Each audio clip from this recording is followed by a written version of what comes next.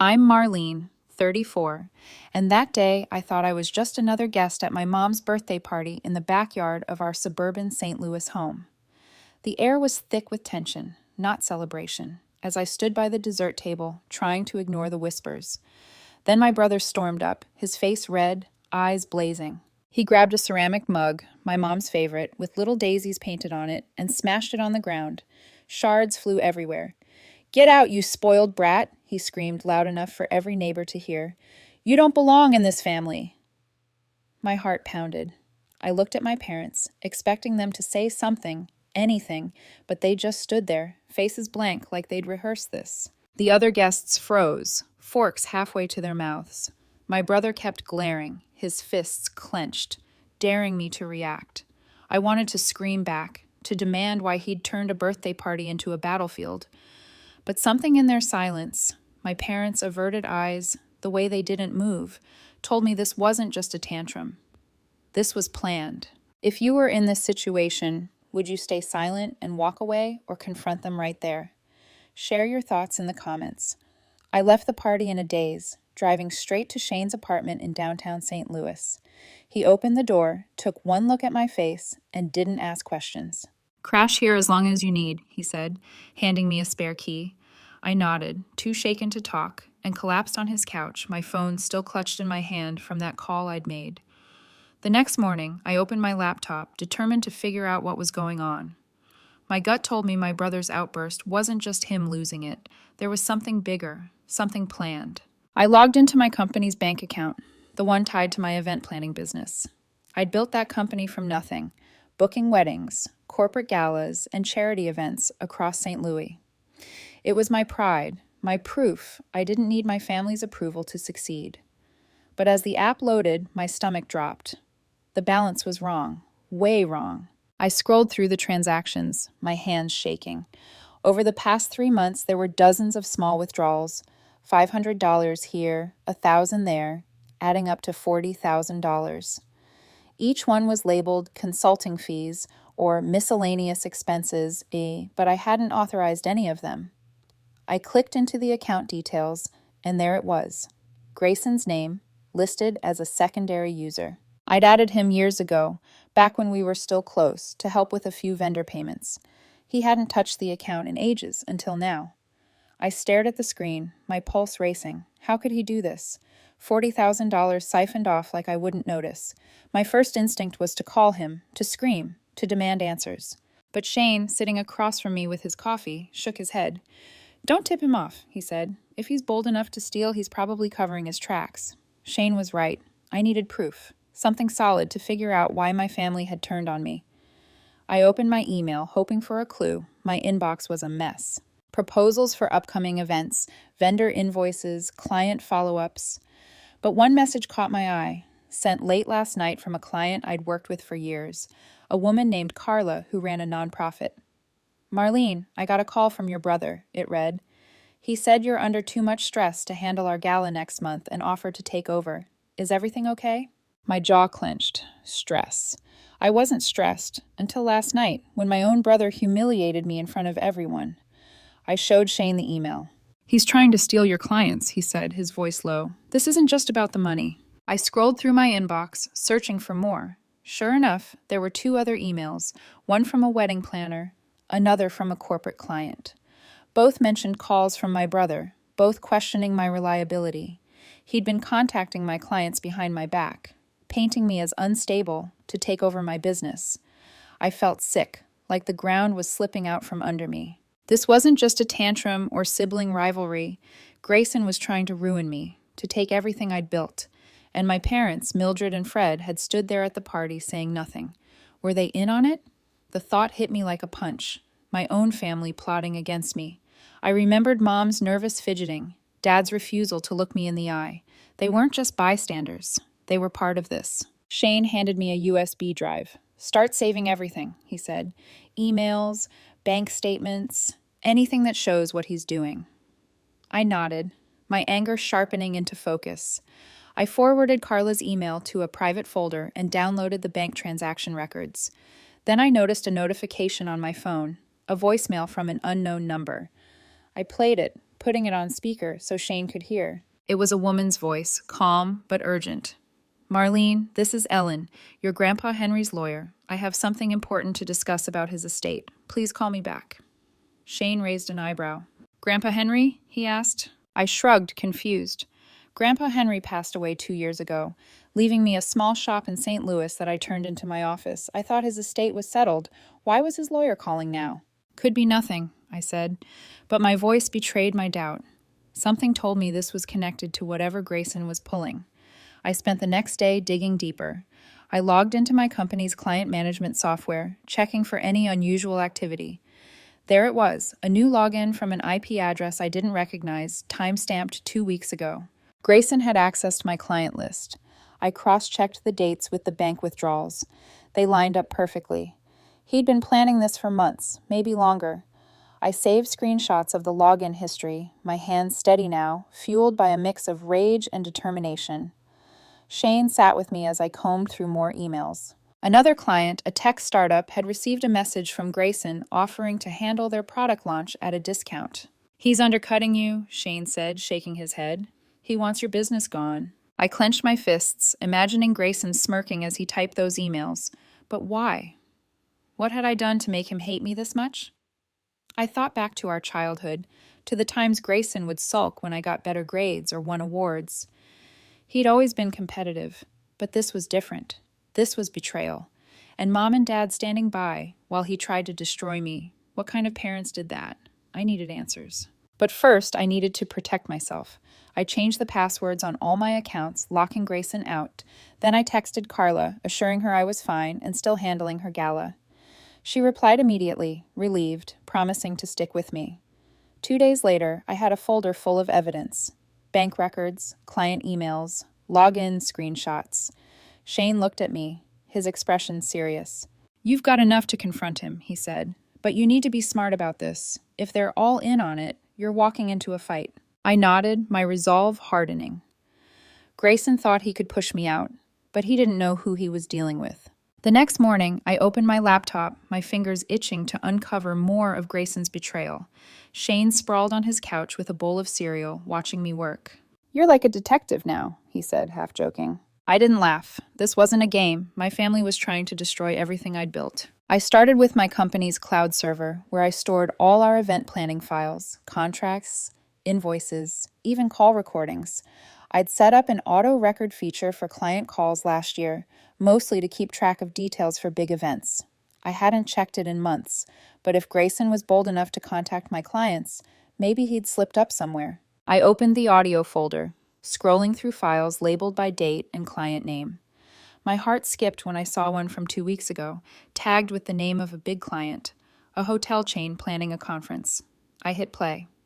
Grayson's voice came through, smooth and confident, talking to the hotel's event coordinator. Marlene's spread too thin, he said. I can handle your conference at half her rate. Same quality. My blood boiled. He wasn't just stealing my clients. He was undercutting me, trashing my reputation to take over my business. The coordinator sounded hesitant but interested, asking for a follow-up. I saved the file to my USB drive, my hands trembling with anger. This was proof, clear as day, that Grayson was sabotaging me. Shane leaned over, listening to the recording. That's your brother? He asked, incredulous. He's not even hiding it. I nodded, my jaw tight. He thinks he can walk all over me. Shane set his cereal down, his face serious. You need to talk to a lawyer, Marlene. This isn't just petty sibling stuff. This is theft, fraud, maybe worse. He was right. Grayson wasn't just jealous. He was breaking the law. I needed to protect my business, my future. I pulled up the bank records again, diving deeper into the transactions. There were more withdrawals I hadn't noticed before. Smaller ones, a few hundred each, labeled as vendor payments or supplies. But I cross-checked them against my invoices. None matched. Grayson had been siphoning money for months, covering his tracks with fake labels. The total was still $40,000, but the sheer number of transactions, over 50, showed how deliberate this was. I screenshotted every single one, adding them to my evidence folder. As I worked, memories started creeping in, unbidden. Grayson had always resented me, even as kids. I remembered him glaring when I won the school spelling bee, muttering that I only won because I sucked up to the teachers. When I started my event planning business, he'd scoffed, saying it would flop in a year, but it didn't. It thrived while he bounced between failed ventures and a messy divorce. Was that why he was doing this? Because I'd succeeded where he hadn't? The thought made my chest ache, but I pushed it aside. I couldn't afford to feel sorry for him. Shane interrupted my thoughts. "What about your parents?" he asked. "They were at the party, just standing there. You think they're in on this?" I hesitated. Mom and Dad had always favored Grayson, especially after his divorce. They'd call him their poor boy, sending him money while barely asking about my business. But to help him steal from me, that was a new low. "I don't know," I admitted, but their silence says enough. Shane frowned.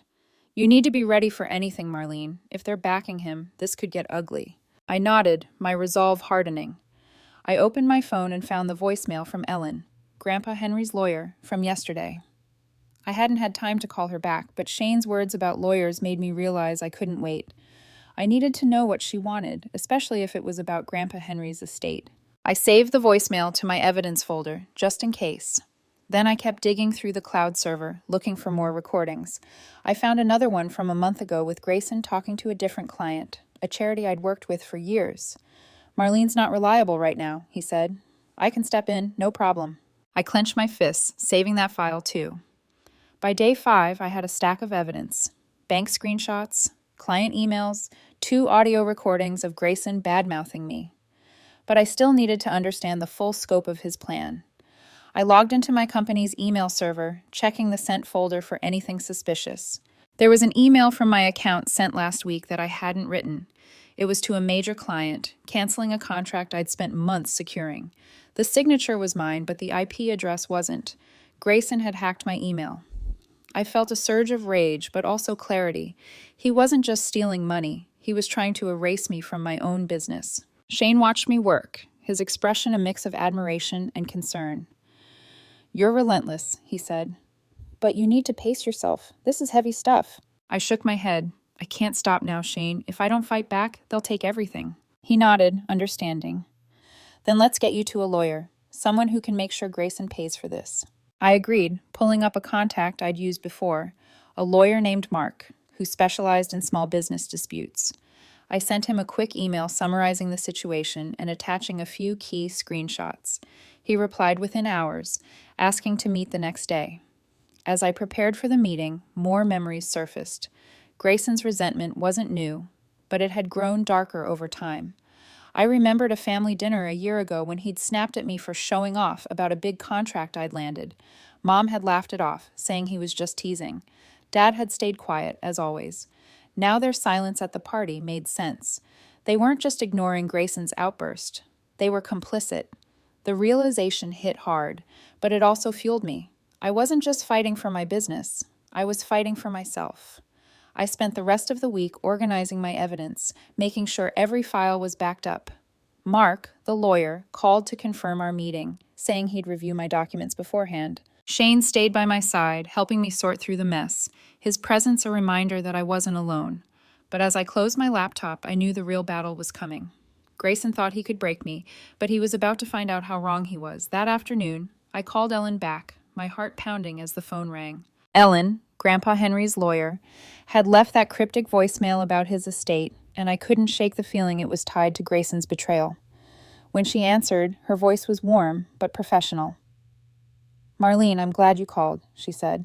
"I have a letter from your grandfather. It's important. Can you meet me at my office tomorrow?" I agreed, setting an appointment for the next morning. After hanging up, I stared at my phone, wondering what Grandpa Henry could have left behind that was so urgent. The next day, I drove to Ellen's office in downtown St. Louis, my evidence folder tucked under my arm. I'd spent the past week gathering proof, bank records, client emails, Grayson's damning audio recordings. But this meeting felt different, like it could change everything. Ellen greeted me with a firm handshake and led me to a small office lined with legal books. She handed me a sealed envelope, the paper yellowed with age, stamped with Grandpa Henry's name. "He left strict instructions by sabotage," she said. "This was to be given to you if your family ever contested your inheritance." I tore open the envelope, my hands trembling. Inside was a handwritten letter from Grandpa Henry, dated 2 years ago. just before he passed. His familiar scrawl brought a lump to my throat. "Dear Marlene," it began. "If you're reading this, it means your family has shown their true colors. I left you the shop in St. Louis because I knew you'd make something of it. But there's more you need to know."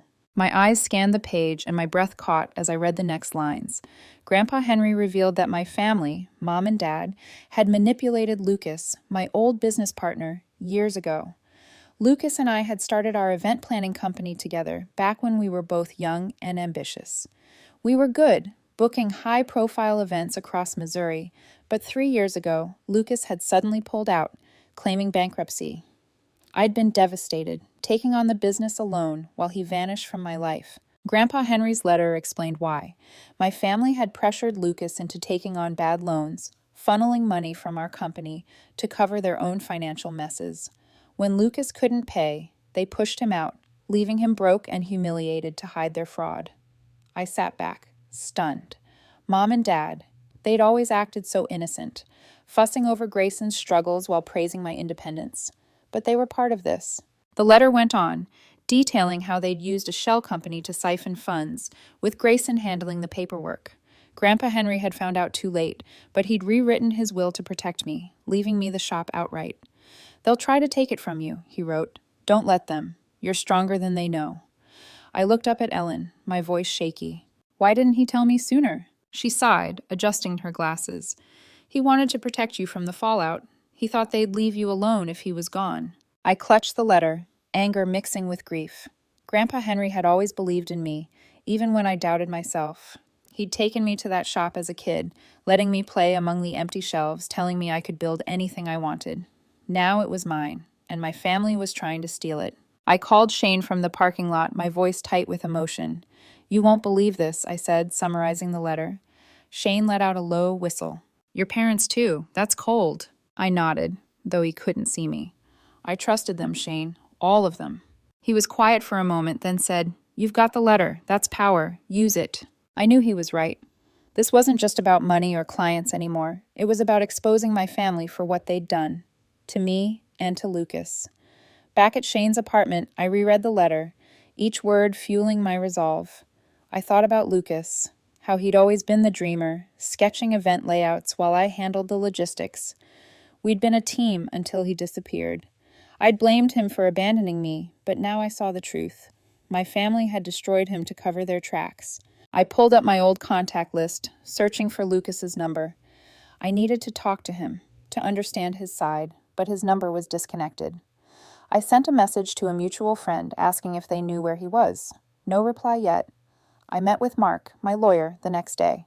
He'd reviewed the evidence I sent. Bank records, emails, recordings. When I showed him Grandpa Henry's letter, his eyes widened. "This is big, Marlene," he said. "If we can verify this, it's not just theft. It's fraud, maybe even conspiracy." He suggested hiring a private investigator to dig into the shell company Grandpa Henry mentioned. I agreed, signing the paperwork to start the process. Mark also advised preparing for a confrontation. "Your family might try to discredit you," he warned. "They could claim you're unstable, like they did with Lucas." That thought sent a chill down my spine. Grayson's emails to my clients, calling me stressed and unreliable, suddenly made sense. They weren't just after my business. They wanted the shop, the one thing Grandpa Henry had left me. I remembered Mom's nervous smile at the party, Dad's averted eyes. They weren't just complicit. They were orchestrating this with Grayson. The betrayal cut deeper than I'd imagined, but it also clarified things. I wasn't just fighting for my shop. I was fighting for justice, for Lucas, for Grandpa Henry's trust in me. Over the next few days, I kept building my case. I contacted a former accountant who'd worked with Lucas and me, asking for old financial records. She promised to dig through her files. I also reached out to another client Grayson had targeted, confirming they'd received his calls. Every piece of evidence felt like a brick in the wall I was building against my family. Shane stayed close, helping me organize the files, his calm presence keeping me grounded. "You're doing the right thing," he said one night as I stared at Grandpa Henry's letter. "He'd be proud of you." 2 weeks later, I had a clear picture of my family's deception. The letter from Grandpa Henry wasn't just a will, it was a weapon. I wasn't sure how to use it yet, but I knew one thing. I wasn't going to let them take what was mine. I'd confront them soon, on my terms, in the place Grandpa Henry had given me. A week later, I walked into my shop, the one Grandpa Henry had left me, my heart racing, but my steps steady. I had invited Grayson and Mom and Dad to meet me here, telling them we needed to talk about the business. I didn't say more, but the weight of Grandpa Henry's letter and my evidence folder gave me a strange calm. This was my turf, my legacy, and I was done letting them think they could take it from me. The shop's bell jingled as Grayson stormed in first, his face set in a scowl. Mom and Dad followed, their expressions guarded, like they were walking into a trap. They weren't wrong. I stood behind the counter, my evidence folder hidden in a drawer, Grandpa Henry's letter tucked in my pocket. "Thanks for coming," I said, my voice even. Grayson crossed his arms. "What's this about, Marlene? You're wasting our time." I almost laughed. Wasting their time, after everything they'd done. Before I could respond, Mom stepped forward, holding a manila envelope. "We're worried about you, sweetheart," she said, her voice dripping with fake concern. "You've been under so much stress, running this business alone." Dad nodded, his eyes fixed on the floor. "We just want what's best for you," he added, barely audible. I clenched my jaw. Their act might have fooled me once, but not now. Not after Grandpa Henry's letter exposed their lies. Grayson cut in, his tone sharp. "Let's get to the point. You're not fit to run this shop, Marlene. We've got proof." He gestured to the envelope in Mom's hand. She opened it, pulling out a document stamped with a medical seal. "This is from Dr. Kessler," she said, sliding it across the counter. "It says you've been showing signs of instability, erratic behavior, poor decision-making. We're filing to have you declared unfit to manage your assets." I stared at the paper, my pulse spiking. Dr. Kessler. I'd never met the man. The document was a forgery, plain and simple, accusing me of mental instability to seize control of the shop. I looked at Grayson, his smirk barely hidden, then at Mom and Dad, their faces a mix of guilt and defiance. They thought they could intimidate me, just like they'd done to Lucas. But I wasn't Lucas. I pulled Grandpa Henry's letter from my pocket, unfolding it slowly. "You want to talk about proof?" I said, my voice steady despite the anger burning inside me. "Grandpa Henry left me this shop, and he saw through you all. He wrote this before he died." I held up the letter, watching their eyes widen. "He warned me you'd try to take it, and he included a clause. If anyone contests my inheritance, the shop goes to a charity, not you." Grayson's face paled. "You're bluffing," he snapped, but his voice wavered. Mom's hands trembled, the envelope slipping slightly. Dad finally looked up, his expression uneasy. "Marlene, let's not make this messy," he said, almost pleading. I shook my head. "You made it messy when you helped Grayson steal from me, when you ruined Lucas to cover your fraud." The air in the shop grew heavy. Grayson took a step forward, his fists clenched. "You don't know what you're talking about," he growled. "Lucas was a failure, just like you'll be if you keep this up." I didn't flinch. "I know everything," I said, pulling out my phone. "I've got bank records, emails, recordings of you trashing me to my clients. And this letter," I tapped Grandpa Henry's note, "proves you've been lying for years. I'm giving it all to the police and a reporter I know. You're done." Mom gasped, clutching Dad's arm. "Marlene, you wouldn't," she whispered. "We're your family." I met her eyes, my voice cold. "Family doesn't betray each other. You chose Grayson over me, over Lucas, over Grandpa Henry's wishes." Dad tried to speak, but I cut him off. "Don't. I'm not listening to excuses anymore." Grayson lunged for the letter, but I stepped back, slipping it into my pocket. "Try that again, and I'll call the cops right now," I warned. The shop was silent, the tension thick enough to choke on. Grayson's bravado crumbled, his shoulders slumping. Mom's eyes filled with tears, but I didn't soften. Dad just stood there, useless as always. I opened the drawer, pulling out my evidence folder. "This is everything," I said, holding it up. "Bank transactions, your calls to my clients, the fake email you sent. I've already talked to a lawyer, and he's ready to file charges. Walk away now, or I send this to the St. Louis Post-Dispatch." Grayson's jaw tightened, but he didn't speak. Mom tried one last time. "Marlene, please, we can work this out." I shook my head. "You had your chance. You chose this. Get out." They hesitated, exchanging glances, but the weight of my words and the evidence in my hand finally sank in. Grayson stormed out first, slamming the door so hard the bell rattled. Mom and Dad followed, their footsteps slow, defeated. I stood alone in the shop, my heart pounding but my mind clear. This was the moment I took back my life. The next morning, I drafted an email to Hannah, a local journalist who'd covered my charity galas for years. She worked for the St. Louis Chronicle, a paper with a knack for digging into local scandals. I'd always liked her. She was sharp, fair, and didn't shy away from hard truths. "Hannah," I wrote, "I uncovered something big about my family. Can we meet?" I attached a zipped folder with my evidence: bank records showing Grayson's unauthorized withdrawals, audio recordings of him bad-mouthing me to clients, the fake email he'd sent, and Grandpa Henry's letter exposing their fraud against Lucas. I hesitated for a moment, my finger hovering over the send button. This would change everything. Then I clicked. Hannah replied within hours, asking to meet at a coffee shop downtown. When I arrived, she was already there, sipping a latte, her notebook open. "Marlene, this is explosive," she said after I walked her through the evidence. Her eyes gleamed with the kind of intensity only a journalist chasing a big story could have. "You sure you want to go public? This will hit your family hard." I nodded, my voice steady. "They hit me first, and Lucas, and Grandpa Henry's legacy. I want the truth out there." She jotted down notes, promising to verify everything before publishing.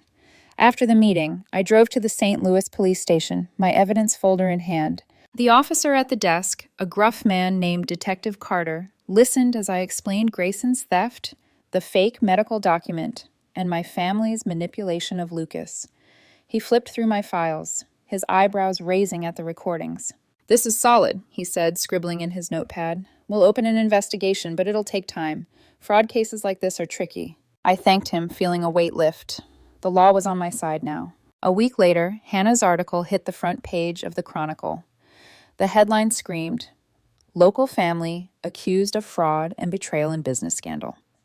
It laid out everything: Grayson's attempt to steal my clients, the $40,000 he'd siphoned, the forged document claiming I was unstable, and Grandpa Henry's letter revealing their role in Lucas's ruin.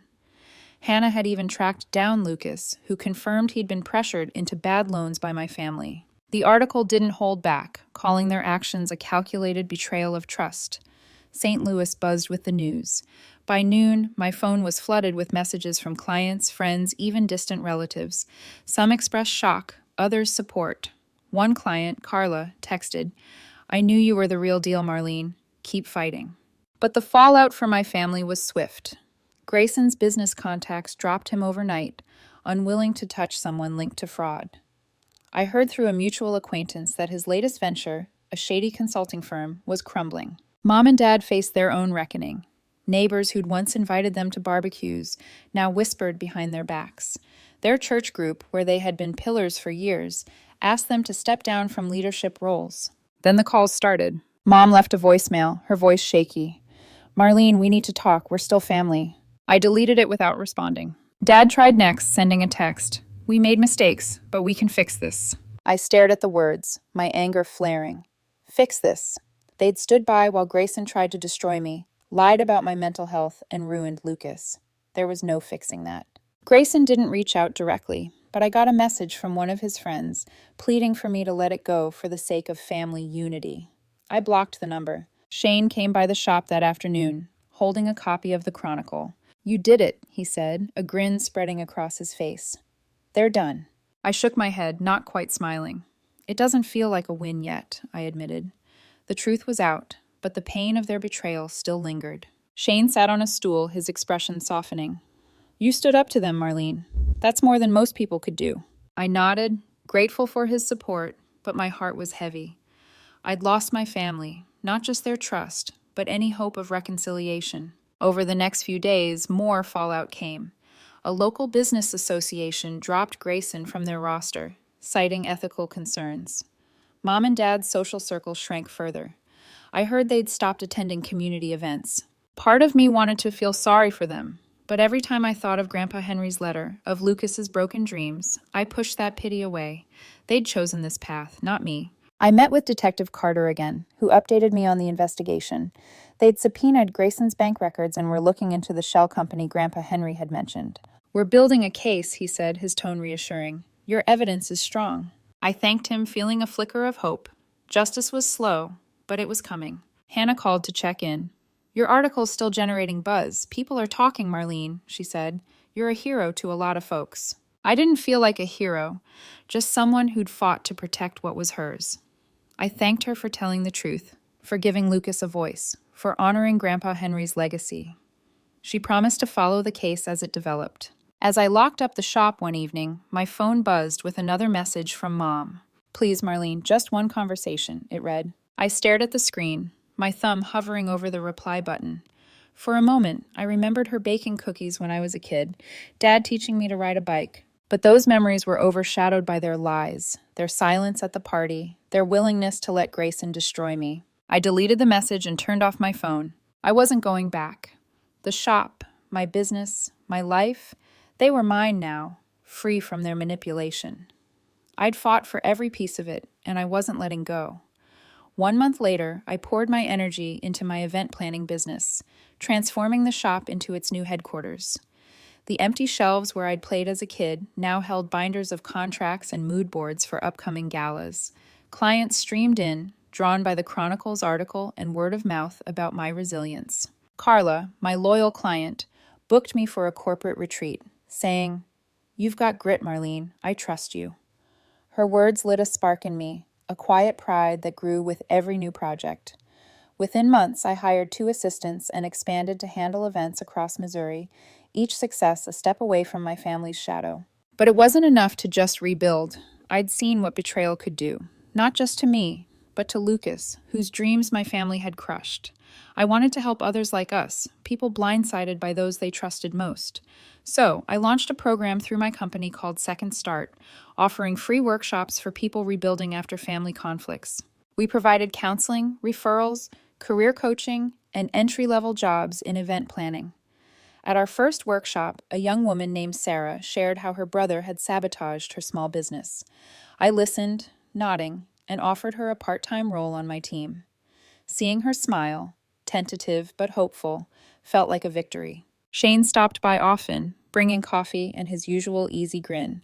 "You're building an empire," he teased one afternoon, leaning against the counter. I laughed, shaking my head. "Not an empire, just a life I can be proud of." He nodded, his eyes warm. "That's more than enough." His support, steady through every storm, reminded me I wasn't alone. I didn't need my family's approval to feel whole. The police investigation moved forward, slower than I'd hoped, but steady. Detective Carter called with updates, saying they'd traced the shell company to Grayson and were close to pressing charges. I didn't gloat, but I felt a quiet satisfaction knowing justice was coming.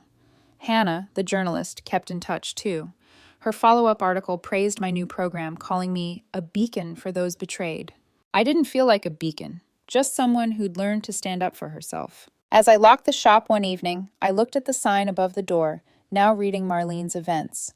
Grandpa Henry's legacy wasn't just the building, it was the belief I could rise above. I'd spent years trying to keep my family together, ignoring their slights, their favoritism, their lies. But I'd learned something harder, truer. Family doesn't get a free pass to hurt you. Standing up for myself, exposing their fraud, choosing my own path, that was my strength. It wasn't about revenge, it was about justice, about claiming the life I deserved. I walked home under the St. Louis sky, the weight of betrayal gone, replaced by a calm I hadn't known in years. I'd fought for my truth, for Lucas's, for Grandpa Henry's, and in doing so, I'd found something stronger than family ties, my own resilience. If anyone out there is struggling, wondering if they can break free from those who hurt them, let my story be proof you can. Protect your worth, seek justice,